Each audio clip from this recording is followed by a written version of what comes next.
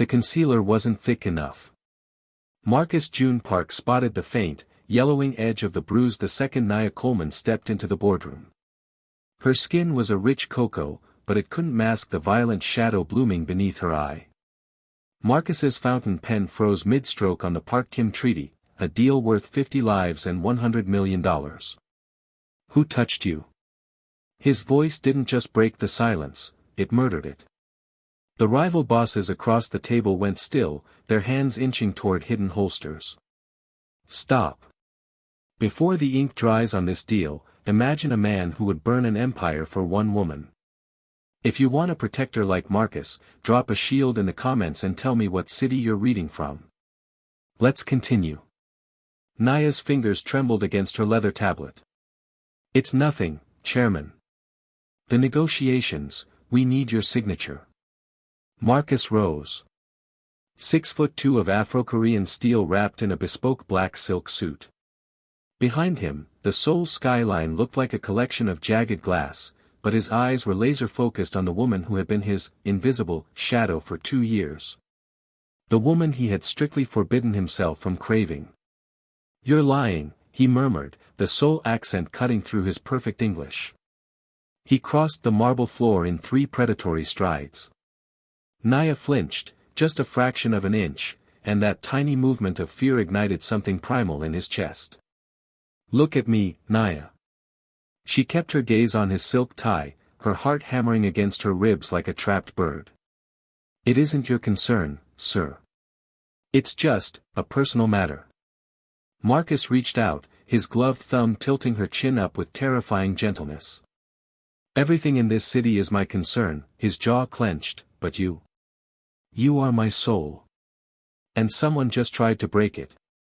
As she finally met his eyes, Marcus saw more than the bruise. He saw the exhaustion of a woman who had been carrying a world of debt alone, trying to make herself small so she wouldn't be a burden. He turned back to the room of rival bosses, the $100 million contract forgotten. The meeting is over, he said, his voice a low, lethal growl. Nobody leaves this building until I have a name. The heavy thud of the mahogany doors echoing through the ballroom was louder than any music that had played that night. It was a final, jarring note that sliced through the murmurs of the elite. Marcus didn't raise his voice, but the sudden silence that followed his gesture was absolute. Lock them, he said, his voice a low, jagged blade. The brass bolts slid home with a series of metallic clicks. At each exit, guards moved with practiced, lethal efficiency, their shadows stretching long across the polished marble. Marcus didn't look at them, his gaze was fixed on the room at large, though his focus remained terrifyingly centered on the woman shivering at his side. He could feel the faint tremor in her arm, a vibration that seemed to feed his own cold fury. The temperature in the room didn't actually drop, yet guests began to pull their wraps tighter. The air grew thick, pressurized by the weight of his stare. Marcus stepped forward, his boots clicking rhythmically, a predator measuring the cage. Someone here forgot their place, he murmured, the silkiness of his tone more threatening than a shout. Someone thought they could reach out and touch what belongs to me. They thought they could leave a mark and simply vanish into the crowd. He paused, scanning the faces of ministers, tycoons, and socialites. He saw their pupils dilate with fear, the way they avoided his eyes. He didn't care about their status or their connections. In this moment, the ballroom was no longer a place of celebration, it was an interrogation chamber. No one leaves, Marcus continued, his hand returning to her shoulder, his grip possessive and grounding. We will stand here in the dark or the light, for an hour or a day. It makes no difference to me. But I will have a name, and I will have the hands that dared to bruise her. A nervous cough erupted from the back of the room, only to be instantly stifled. The silence returned, heavier than before. Marcus watched a bead of sweat roll down the temple of a man in the front row. He smiled, though the expression never reached his eyes, which remained as cold as Arctic ice. He was a man who had spent his life taking what he wanted and protecting what was his with a ruthless, singular focus. The hunt had begun, and the doors stayed shut. The rhythmic clicking of Nia's keyboard finally went silent, a sound that usually signaled the end of a productive day. But as Marcus watched her from the doorway of his inner office, the silence felt heavy, almost suffocating. She didn't stand up to gather her coat. Instead, she stayed slumped in her chair, her silhouette framed against the fading amber glow of the city skyline. Naya. The car is waiting downstairs, Marcus said softly, stepping into the room. She didn't jump, which worried him more than if she had. When she finally looked up, the usual mask of professional composure was gone. Her eyes were rimmed with red, her skin a shade paler than it had been at lunch. On her desk lay a crumpled stack of legal notices, the bold red ink of "Final Demand" bleeding through the thin paper. "I thought I could manage it," she whispered, her voice cracking. "I thought if I took every overtime shift, if I budgeted down to the cent, I could bury it." Marcus walked closer, his heart sinking as he glanced at the papers. "What is this?" "You're the highest paid assistant in the firm, Naya. If you're in trouble, why didn't you come to me?" "It's not mine," she spat out, a flash of bitter resentment crossing her face before it dissolved back into exhaustion. "It's Elias. He didn't just leave town, Marcus. He left a trail of debt that would take 3 lifetimes to pay off. High-interest loans, favors from people who don't take no for an answer. They found me 6 months ago." Marcus felt a cold surge of realization. He remembered the missed lunches, the fraying cuffs of her blouses that she tried to hide, and the way she flinched whenever an unknown number called the office. She hadn't been distant because she was losing interest in the job, she was drowning in a ghost's wake. "He's your brother," Marcus said, the weight of the situation settling in his chest. "You've been carrying this since he disappeared." "He's my blood," she replied, her voice trembling as she finally let a tear fall. "But I'm the one paying for his sins. Every dollar I make goes into a black hole. I'm tired, Marcus. I'm just so tired of being the only one left to keep the world from falling apart." The sight of her, usually his pillar of strength, shattered and small, hit him harder than any corporate loss ever could. He realized then how much he had taken her stability for granted, never noticing that the woman who kept his life in order was watching her own fall into ruins. The cold rain didn't wash away the copper scent of blood, it only smeared it across the pavement. While the vultures scrambled into the labyrinthine alleys of the lower district, Marcus's men moved with the silent, lethal precision of a pack that had already scented the kill. There was no shouting, no wasted movement, just the rhythmic thud of tactical boots and the muffled cries of men who realized too late they had hunted the wrong prey. Marcus, however, was no longer watching the hunt. His world had narrowed down to the small, shivering figure slumped against the interior of the transport. "Hold still," he murmured, his voice a low vibration that held more command than comfort. Naya winced as he cut away the shredded fabric of her sleeve. The wound was a jagged graze along her forearm, angry and weeping crimson against her pale skin. She tried to pull back, her breath hitching in a jagged rhythm, but Marcus caught her wrist. His grip was firm, yet there was a strange, unexpected lightness to his touch, the hands of a man who knew exactly how much pressure it took to break a bone, and exactly how much it took to preserve one. He dipped a cloth into a basin of antiseptic water. As the sting hit her, Naya hissed, her fingers curling into the leather of the seat. "Look at me, not the arm," Marcus instructed. He didn't look up, his focus entirely on the task of debriding the grit from the cut. "If you faint now, you'll make this much harder for both of us." "I'm not going to faint," she whispered, though her vision blurred at the edges. Outside, a single gunshot rang out, followed by a heavy silence that spoke of a finished debt. Marcus didn't flinch. He worked with a clinical, almost reverent intensity, swabbing away the blood until the true extent of the damage was visible. It wasn't deep, but it would scar. He applied a soothing salve, his thumb brushing against her pulse point. For a fleeting second, the terrifying predator who had just ordered a massacre vanished, replaced by a man tending to something fragile. He began to wrap the bandage, the white linen stark against his dark gloves. "They're dead, aren't they?" Naya asked, her voice trembling as the adrenaline began to crash. Marcus tucked the end of the bandage securely and finally looked up. His eyes were dark, unreadable, reflecting the flickering street lamps outside. He didn't offer a lie to soften the blow. "They touched what belonged to me," he said simply, his hand lingering on her arm for a heartbeat too long. "The price for that is always the same." The neon pulse of Seoul usually felt like a shield to Sang-hoon, a vibrant camouflage for his operations. But tonight, staring at the high-definition photographs spread across his mahogany desk, the lights felt like a spotlight on a long-awaited discovery. Marcus Thorne had always been a ghost, a man of steel and silence who moved through the underworld without leaving a footprint or a fraying edge. For years, Sang-hoon had looked for a crack in that armor, a single point of structural failure. He had finally found it in the form of a woman with kind eyes and a laugh that seemed entirely too bright for Marcus's shadow-drenched world. "Naya," Sang-hoon murmured, the name tasting like leverage. He leaned back, swirling a glass of amber liquid. In the photos, Naya was captured leaving a small cafe, her scarf fluttering in the winter wind.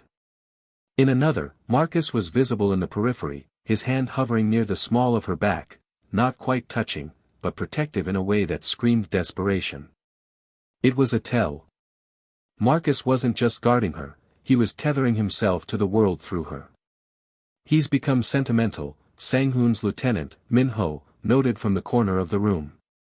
"It makes him dangerous." "No," Sang-hoon countered, a thin smile pulling at his lips. "It makes him predictable. A man who has nothing to lose is a nightmare. A man who has everything to lose is a puppet. We just need to find the right strings." Sang-hoon knew that a direct assault on Marcus was suicide. He had seen what happened to the last syndicate that tried to corner the man in an alleyway. They had found the bodies before they found the shell casings. But Naya was different. She was the Achilles heel Marcus had tried so desperately to hide. By bringing her into the fold, Sang-hoon wouldn't just be hurting Marcus, he would be owning him. The plan began to take shape with cold, surgical precision. It wouldn't happen at the penthouse, where the security was impenetrable, or at Marcus's office. It would happen during the mundane gaps in her day, the walk to the subway, the quiet moments when the city's noise drowned out the sound of a van door sliding open. "I want her unharmed," Sang-hoon commanded, his voice dropping to a low, chilling register. "If she so much as bruises, Marcus will turn into a beast we cannot cage.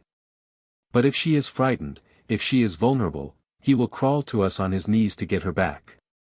He tossed a photo onto the desk. It was a candid shot of Naya smiling at something Marcus had said. It was a look of pure, unguarded trust. Sang-hoon enjoyed the irony of it.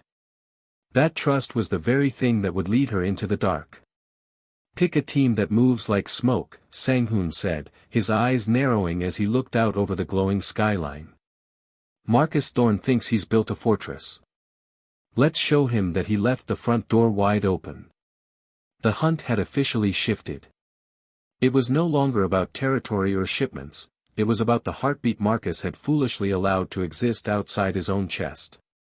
The gates of the Blackwood estate groaned open like the jaws of a silent leviathan, swallowing the sleek black sedan before sealing the world away behind wrought iron and ivy. For Naya, the transition didn't feel like an arrival, it felt like an intake. Marcus didn't lead her into the house so much as he ushered her through a gauntlet of surveillance. Everywhere she looked, men in charcoal suits stood with their hands clasped in front of them, their gazes fixed on nothing and everything at once. Their presence was a living perimeter, a wall of muscle and suppressed breath that turned the sprawling marble foyer into a high-end holding cell. "It's for your own good, Naya," Marcus said, his voice a low, soothing velvet that didn't quite mask the steel beneath. He placed a hand on the small of her back, steering her toward the grand staircase. "Until the situation settles, this is the only place I can guarantee your safety." The estate was a masterpiece of architectural isolation. Every window was reinforced, every hallway monitored by the unblinking red eyes of cameras tucked into the ornate molding. Her new suite was a cavern of silk and mahogany, overlooking a garden that felt more like a fortress yard than a place of rest. A woman in a crisp uniform stood by the door, not a maid, but a tactical medic trained to look like one. Is all of this really necessary? Naya asked, her voice echoing hollowly against the high ceilings. She turned to face him, searching for a flicker of the man she knew behind the strategist. I feel like I'm disappearing. Marcus stepped closer, closing the distance until the scent of his expensive cologne and the faint, metallic tang of his world overwhelmed her. He cupped her face, his thumb tracing the line of her jaw with a tenderness that felt almost like a warning. You aren't disappearing. You're being preserved. The world outside is chaotic, Naya. Here, I control the variables. I control who sees you, who touches you, and who knows you exist. He leaned in, his forehead resting against hers. Think of it as a sanctuary. You have everything you could ever want within these walls. Except the key, she whispered. He didn't argue. He simply kissed her brow, a gesture of absolute possession, before turning to the head of his security detail waiting by the door.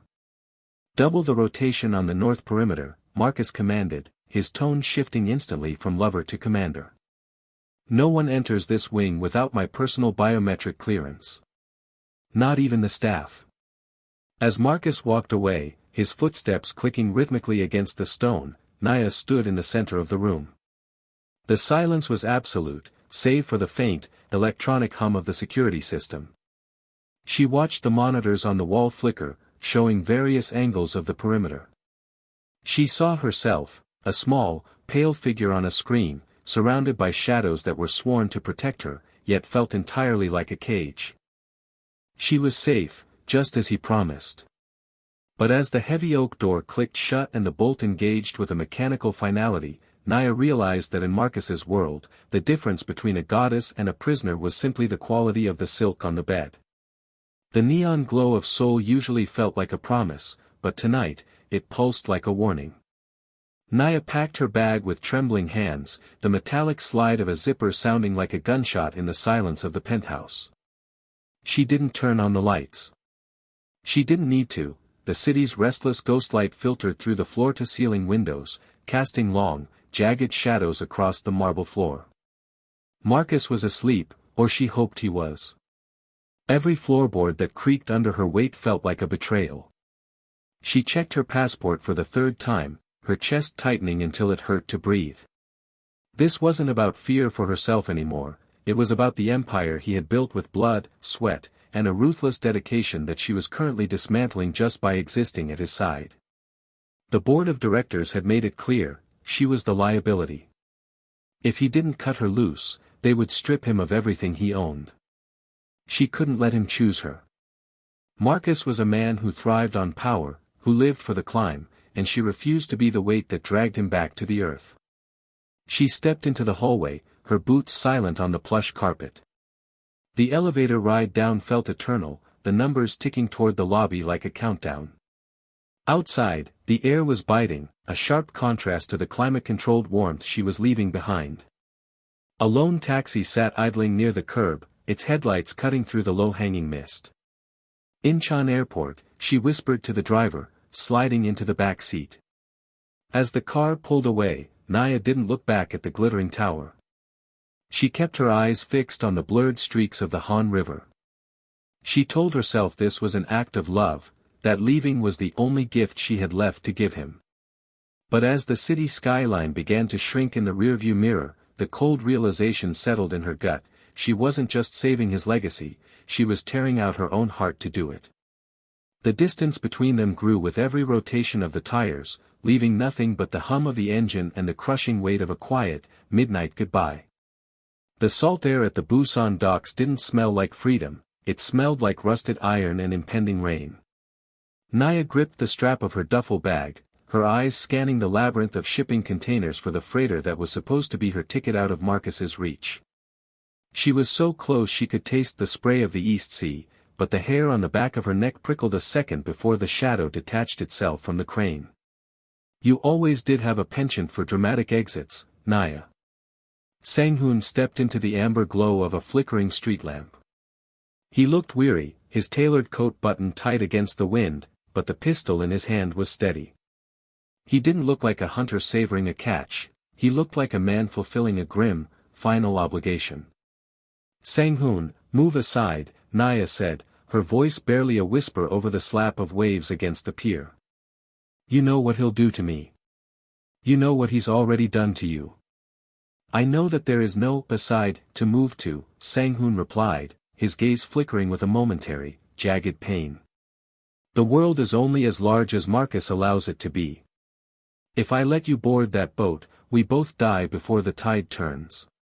Before Naya could take a step, the heavy silence of the docks was shattered by the synchronized slam of car doors. High beams cut through the fog, blinding them both. A fleet of black SUVs swarmed the pier, forming a jagged semicircle that pinned them against the dark water. The engine noise cut out, replaced by the rhythmic clack-clack of dress shoes on wet concrete. The syndicate soldiers fanned out, their submachine guns held at low ready, a wall of professional, silent lethality. Then, the crowd parted. Marcus stepped forward, looking entirely too composed for the midnight chill. He adjusted his cuffs, his eyes locking onto Naya with a terrifying, paternal warmth that made her stomach turn. "Did you really think Sang-hoon could keep a secret from me?" Marcus asked, his voice smooth and conversational. He stepped past his men, ignoring the weapons, moving as if he owned the very air they breathed. He stopped a few feet from Sang-hoon, placing a hand on the younger man's shoulder. It wasn't a gesture of affection, it was a claim of ownership. "You did well to find her," Marcus murmured to Sang-hoon, though his eyes never left Naya. "But your hesitation is disappointing. It suggests you still believe there's a choice to be made." Naya backed away, the heel of her boot catching on the edge of the wooden pier. Below her, the black water churned, indifferent and cold. She looked at Sang-hoon, searching for a spark of the man who had once promised to help her, but he had lowered his head, his posture breaking under the weight of Marcus's hand. "Come now, Naya," Marcus said, extending a hand toward her, palm upward. "The boat was never coming. I bought the shipping line 3 hours ago. There is nowhere in this harbor, or this life, that doesn't belong to me. Come home." The syndicate moved in a single, tight step closer, the circle closing like a noose. The neon pulse of the underground warehouse flickered against the cold sweat on Marcus's brow. Ahead, Sora was pinned against a concrete pillar, the jagged edge of a blade held to her throat by one of his uncle's enforcers. The air smelled of ozone and old grease, thick with the tension of a standoff that had been brewing since Marcus first stepped foot back in Seoul. "You don't belong here, half-breed," the enforcer spat, his grip tightening.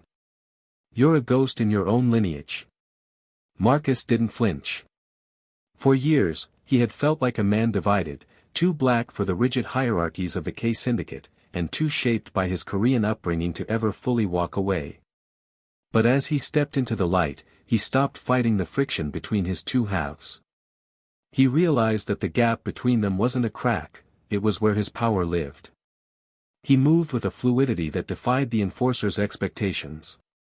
It wasn't just the disciplined, sharp strikes of taekwondo he'd mastered in the dojangs of Gangnam, it was infused with the rhythmic, explosive physicality he'd inherited from his father's side, a heavy, grounded strength that shifted like a storm. When the first guard lunged, Marcus didn't just block, he absorbed the momentum.